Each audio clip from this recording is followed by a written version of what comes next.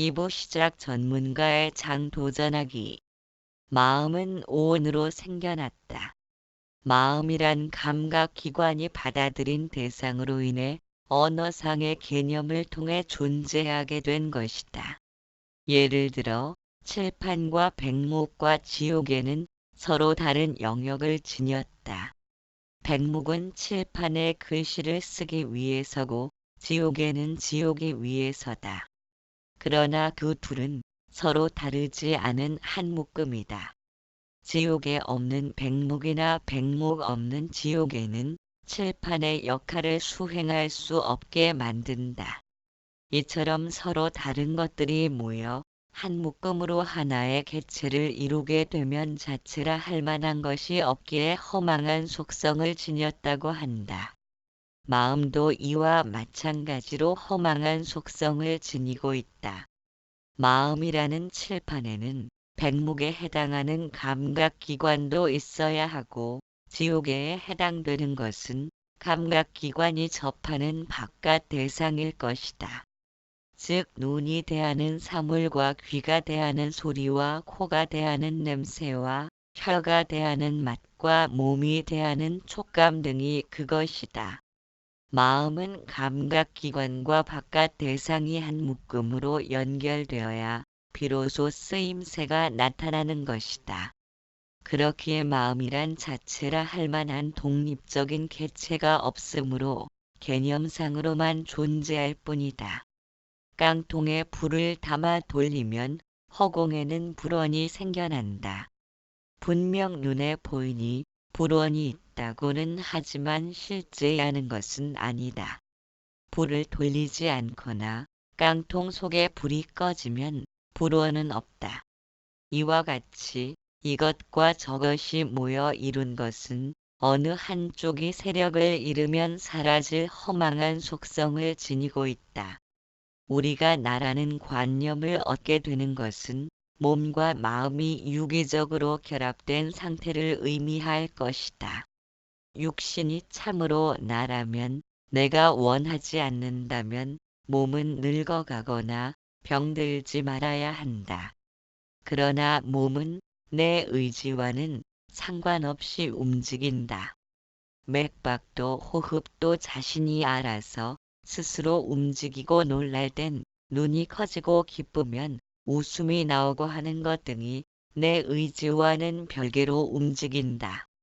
이처럼 내 의지가 닿지 않는 육신을 어떻게 내 몸이라고 할 것인가? 또한 마음이라는 것도 내 마음이라면 몸에 대해서 이렇게 되었으면 저렇게 되었으면 하고 바라지 않을 것이다. 마음이 내 것이 아니므로 술이나 도박에 빠진 중독자가 생겨난다. 한 번 마음 먹으면 변치 않겠다고 하면서도 수백 번 마음의 생멸은 요동친다. 상황이 조금 악화되면 죽을 것 같은 고통에 시달리고 조금 나아지면 기뻐 어쩔 줄 모르는 마음을 내 마음이라 하기엔 너무 거리가 멀다. 그렇기에 우리가 알고 있는 마음이란 단지 사물에 의해 비춰진 그림자일 뿐이다. 마음이 그림자라면 무언가 그림자를 만들어낸 장본이 있을 것이다. 그러나 우리가 장본에 대해서는 깜깜무소식인 것은 처음부터 장님으로 태어난 사람은 형상이나 색깔에 대한 개념을 만들지 못한다. 경험된 재료가 없기 때문이다. 그래서 형상으로 이루어진 꿈을 꾼다 해도 그것을 인식하지 못하므로 무엇인지를 기억하지 못할 것이다. 이와 마찬가지로 마음을 만들어낸 장본에 대해서 무관심하다면 그림자에 대해서도 제대로 알 길이 없다. 장본도 모르고 그림자도 모른다면 올바른 삶을 살아간다는 보장도 없을 것이다. 마음이 욕망과 분노에 물들어도 얼마간의 시간이 지나면 본래의 마음으로 회복되는 것을 알 수 있다. 만일 정말로 마음이 물든다면 기쁨에 물들면 온통 기쁨뿐이라 슬픔을 알지 못하고 슬픔으로 물들면 온통 슬픔뿐이라 기쁨을 느끼지 못할 것이다. 그러나 그렇지 않다. 기쁨 중에도 슬픔을 느낄 수 있고 슬픈 와중에도 기쁨이 샘솟기도 한다. 그것을 보면 마음의 장보는 허공처럼 어디에도 물들지 않는 속성을 지녔음을 알 수 있다. 물들지 않는다는 것은 한결같이 변함없는 상태를 유지한다는 의미이다. 지켜봄이 마음의 장본이라고 말하는 것도 지켜봄은 어디에도 물들지 않기 때문이다. 물들지 않으므로 기쁨도 알아차리고 슬픔도 알아차리는 것이다. 그러나 우리가 마음을 중시하느라 마음의 장본을 알지 못하는 탓으로 수많은 희로애락에 굴곡된 마음으로 살아가는 것이다.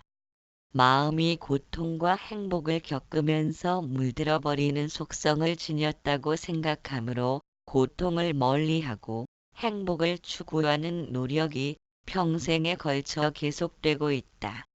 그러나 마음의 장본을 지나친다면 허망한 거짓 마음에 의해 희롱을 당할 수밖에 없다.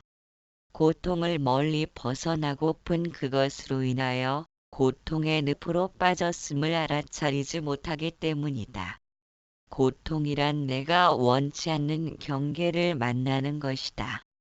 그런 경계를 만나는 것은 원하는 바가 있기에 원치 않는 경계도 생겨난 것이다. 원하거나 원치 않는 것을 바란다는 것은 하고자 하는 욕망이 존재하는 것이다. 즉 이런저런 것을 원하는 욕구가 있으므로 욕구에 반대되는 것을 만나면 고통스러운 것이다. 만일 마음이 바라는 바가 없다면 고통이란 살면서 치러야 할 대가쯤으로 생각될 것이다.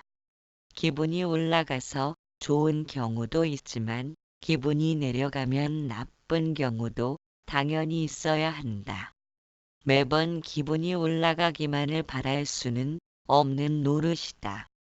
그러나 마음의 본성을 잃어버린 탓으로 고통을 멀리 벗어나려 하고 행복을 추구하는 습성을 깊이 간직하게 되었다.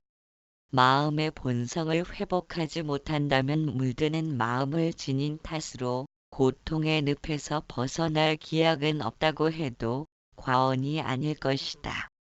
왜냐하면 행복으로 마음을 물들인다 해도 행복이란 정지 상태로 존재하는 것이 아니라 그 또한 변하는 것이므로 변해가는 것은 모두가 고통을 잉태하고 있는 것에 다름 아니기 때문이다. 마음의 장본을 밝히려는 것은 무의미하다. 그것은 어디에도 물드는 바가 없기 때문에 언어나 생각으로는 닿을 수 없기 때문이다. 그러므로 마음이 거짓된 허망함이라는 사실을 밝히는 것이 마음의 본성을 회복하는 길이다. 마음이 생겨나는 원리를 설명하면 다음과 같다. 그것을 오온이라고 하는데 오온이란 색수상행식으로 이루어졌다. 색온이란 물질이며 수온은 느낌이고 상온은 생각이며 행온은 의지적인 행동이고 식온은 기억에 해당한다. 이와 같은 5가지가 움직이면서 마음이 생겨나는 것이다. 예를 들어 자동차를 본다고 했을 때 눈을 통해 자동차의 외관과 형상을 파악해낸다. 이와 같이 감각기관이 대상을 만나는 것은 물질과 물질이 접촉하므로 세곤이 접촉하는 것이다. 수호는 자동차를 만져보고 달려보면서 편안하다는 느낌을 만들어낸다. 상호는 수온이 일으킨 느낌을 받아들여 좋고 나쁘다는 생각을 판단하게 된다. 상온이 행온으로 생각을 전달한다. 행온은 상온에 의하여 좋으면 자동차를 소유하려는 행위가 나타난다. 자동차를 관찰하면서 혹시 결함은 없는지를 살피는 등의 작용을 일으킨다.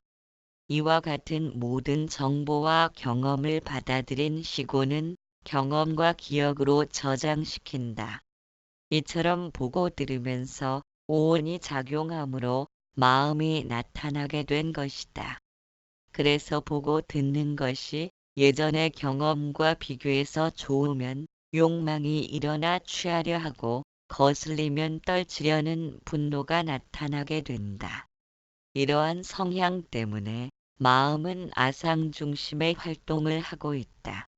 시고는 향을 싼 종이에는 향냄새가 나고 생선을 싼 종이는 비린내가 배어 있듯 보고 듣고 맛본 모든 것에 대하여 연기를 쏘이듯 분습되어진다. 음식점을 가면 요리하지 않아도 음식 냄새가 풍기듯 인격도 자신이 늘 생각하고 염두에 두는 쪽으로 흘러간다. 이러한 오온의 5가지가 동시에 움직이기 때문에 내 마음이라는 관념을 얻게 된다. 이처럼 마음은 감각기관이 대상 경계를 접하면서 이루어진다. 만일 재료가 없으면 음식도 없는 것처럼 볼 것도 없고 들을 것도 없고 냄새 맡을 것도 없고 맛볼 것도 없고 촉감을 느낄 것도 없다면 뜻으로 헤아릴 것도 없을 것이다. 그렇다면 음식을 만들 수 있는 재료가 없기 때문에 마음도 생겨날 수 없다.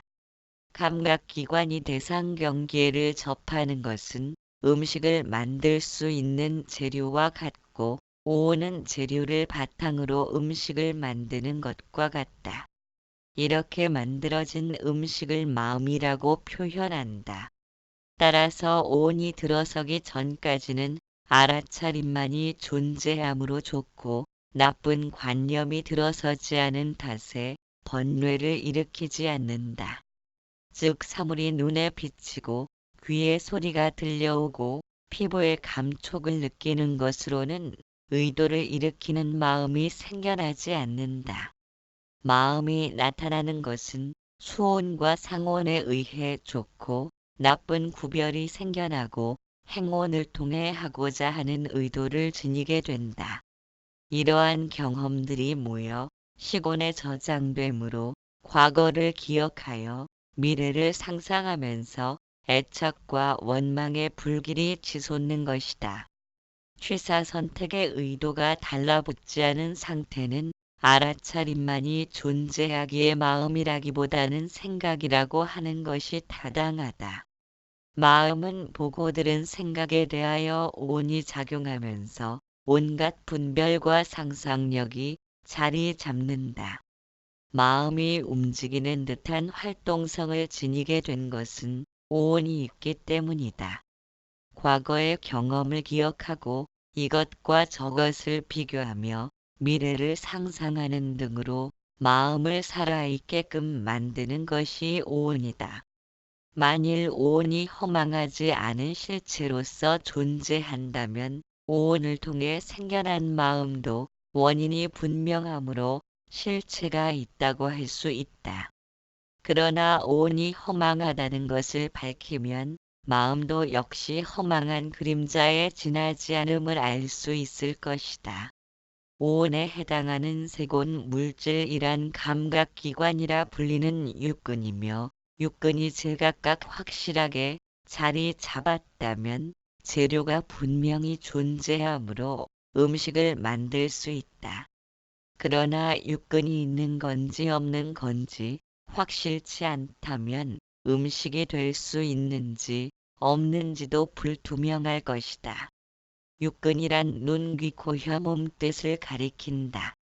보고 듣고 냄새 맡고 맛보며 촉감을 느끼고 뜻을 헤아리는 등의 감각기관이 제각각 6으로 분명히 나누어진 것이라면 자신의 영역만을 담당해야 한다. 그러나 소리나는 곳으로 무의식적으로 눈이 돌아가고 음식을 눈으로 보면 혀에서는 침이 돌고 마음으로 레몬을 생각하면 시다는 생각에 몸이 움츠러드는 것들은 어떻게 설명해야 하는가? 이렇게 따지면 육근은 제각각 따로따로 존재하는 것이 아니라 서로 연결된 것임을 알 수 있다. 소리가 나면 귀가 들으면 되는데 눈이 보려고 움직이기 때문이다. 그렇다면 본래 근본은 하나인데 여섯으로 나눠진 것임을 알 수 있다. 즉 여섯이 아니라 하나이다. 그런데 하나라면 어째서 눈은 소리를 듣지 못하고 귀는 볼 수 없으며 혀는 냄새를 맡을 수 없다. 따라서 여섯이란 말도 옳지 않고 하나라는 말 또한 바르지 않다. 이처럼 세군을 구성하고 있는 육근의 감각기관이 제각각 존재하는지 아니면 하나로 이루어졌는지 조차 분명하지 않다. 또한 레몬의 신맛을 생각하면 입에 침이 생긴다. 레몬을 실제로 입에 넣은 것이 아닌데도 생각만으로 입에 침이 고이는 것은 몸이 허망한 물건이라는 말도 된다. 허망하지 않다면 입에 레몬이 들어가서 맛을 보기 전에는 신맛을 느낄 수 없어야 한다. 이것이 육신으로 이루어진 세군의 허망함이다. 신이야기나 시다는 생각을 통해 몸이 침을 흘리며 반응하는 느낌을 수온이라 한다. 수온이 생김으로 해서 육신이 반응하게 된다.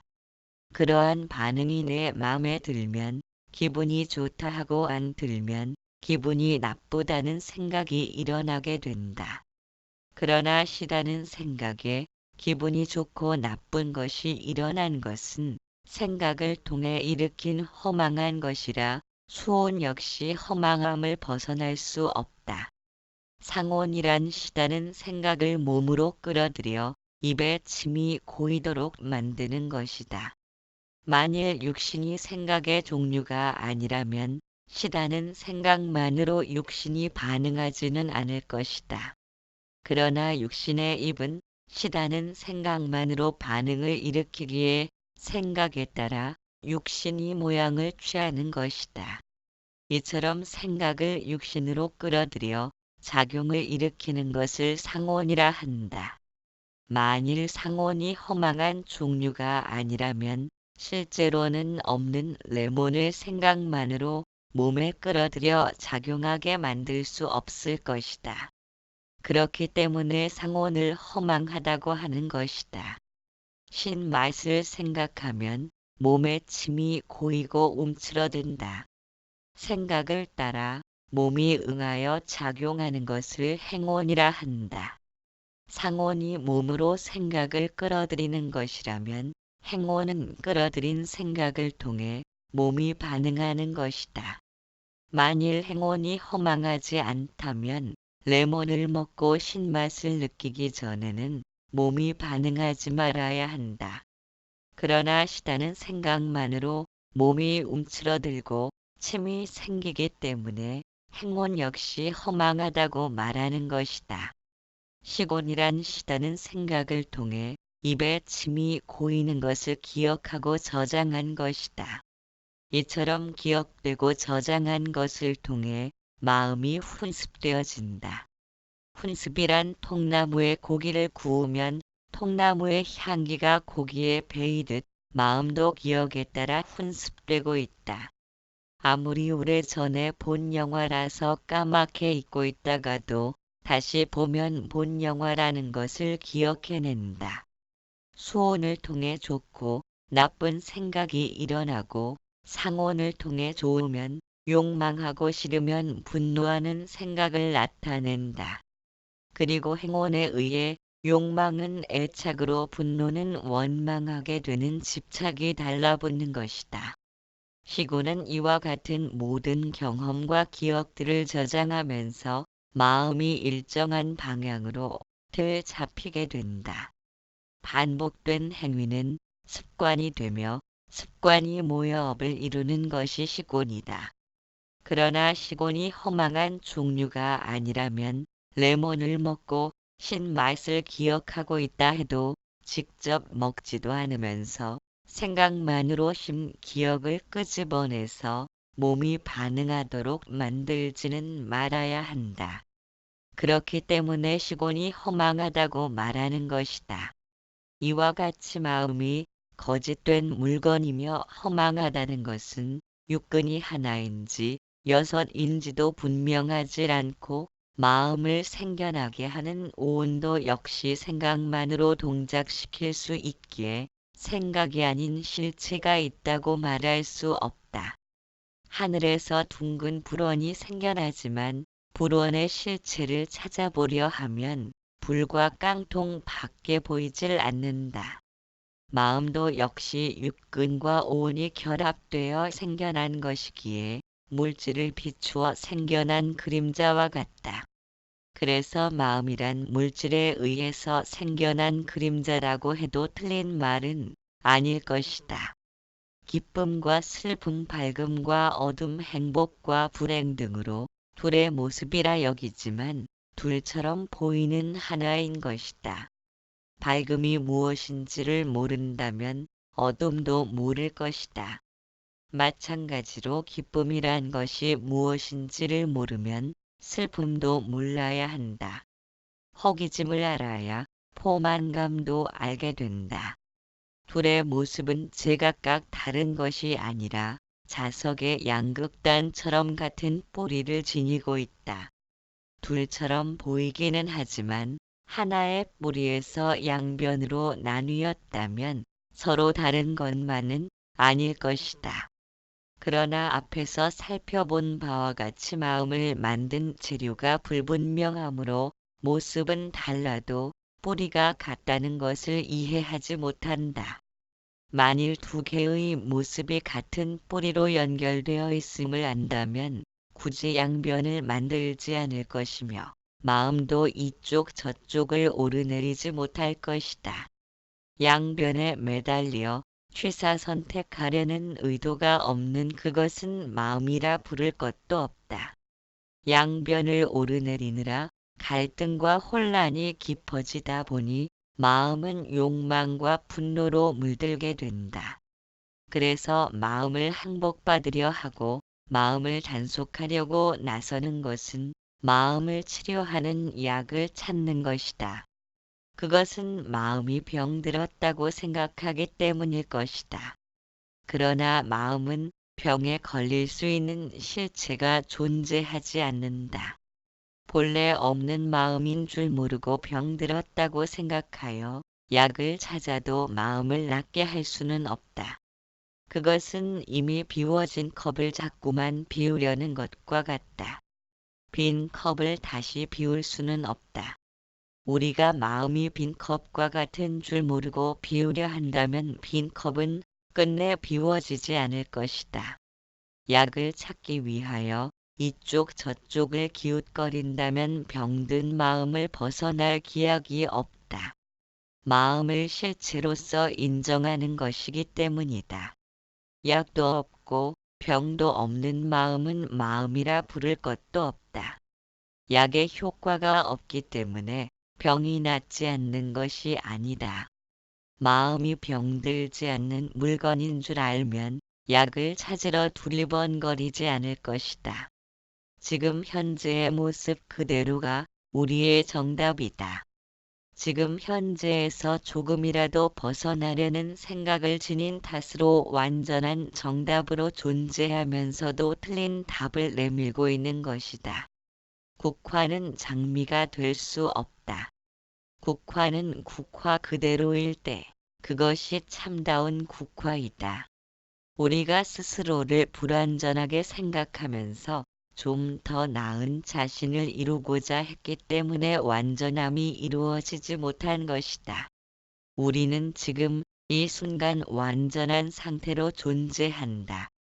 그것 이외에 더 이상의 정답은 존재하지 않는다. 지금 이 상태에 있는 그대로가 축복임을 느끼지 못한다면 설령 다른 상태를 맞이하더라도 또 다른 만족감을 위해 찾아 나서기를 계속할 것이다. 무언가를 찾아 끊임없이 떠도는 것은 불행한 운명이다. 우리가 지금 이 순간을 살지 못하고 마음속으로 다른 내 모습을 찾아서 꿈꾸는 미래의 여행을 계속한다면 스스로를 구속시키기 위하여 어리석음의 밧줄로 자신을 묶는 것이다. 존재하는 모든 생명체는 죽으면 흔적 없이 허공으로 사라지는 까닭에 허공의 기운을 받아 태어나고 허공으로 사라지므로 허공이 고향일 것이다. 만일 대기압이 사라진다면 존재하는 모든 생명체는 소멸될 것이다. 눈은 튀어나오고 장은 파열되고 피부는 갈라지고 어떠한 생명체도 살아남지 못한다. 그만큼 우리가 살아가는 대기권은 상당한 압력으로 우리를 누르기 때문에 존재할 수 있다. 공기 중에는 무수한 기체로 가득 차 있고 생명 에너지인 프라나라고 불리는 원소도 함유되어 있다. 그렇게 생각하면 허공은 모든 생명체가 살아갈 수 있도록 최선을 다해 돌보고 있는 셈이다. 생명체가 호흡이 끊어지고 생명 에너지라 불리는 프라나를 받아들이지 못하면 육체는 그 즉시 소멸된다. 존재하는 모든 생명체는 제각각 나눠진 존재가 아니라 허공을 공유하면서 연결되어 있다. 주먹을 쥐면 손가락이 보이지 않고 손을 펴면 주먹이 보이지 않아서 분리되고 개별적인 것으로 믿고 있지만 실상은 허공을 공유하고 있는 모두가 하나이다. 우리가 존재하기 위해서는 우리가 지닌 형태만큼의 공간을 필요로 한다. 모든 존재는 항상 자신의 부피만한 공간을 간직하고 살아간다. 종이에 글씨를 쓰려면 빈 여백이 있어야 글씨를 쓸 수 있듯이 여백과 공간은 더없이 소중하다. 이와 마찬가지로 글씨는 여러 형태로 나뉘어져도 여백은 변함없이 한 모습인 것처럼 비록 개개인이 분리되어 살아가는 듯 하지만 넓은 안목으로 보면 허공을 모태로 살아가는 모두가 하나이다. 매사를 자기중심적으로 생각하는 아상중심의 사고방식을 지녔기 때문에 나와 남을 분간하면서 더욱 높은 자리를 차지하려고 하는 것이다. 하지만 그로 인해 철창에 갇힌 원숭이가 생각하기를 철창은 자신을 가두기 위해서가 아니라 구경 온 사람들을 가두기 위한 것이라고 생각함과 같다. 꿈을 꾸고 싶다고 해서 꾸어지는 것이 아닌 것처럼 삶도 살아가는 것이 아니라 삶이 우리를 지나쳐가는 것이다. 조각가가 진흙을 주물러 형태를 이루듯 우리 모두는 삶에 의해 만들어지는 존재란 사실을 이해할 수 있어야 한다. 우리가 살아가는 것이 아니다. 삶이 마음의 본성을 지나쳐가는 것이다. 마음의 본성을 지닌 인간 존재이기에 아상의 마음을 텅 빈 허공으로 비워야 한다. 속에 빈 피리가 고운 음색을 낼 수 있는 것과 같이 아상의 마음을 비울수록 들에 핀 국화처럼 마음껏 존재의 신비와 생명의 환희를 느낄 수 있다. 아낌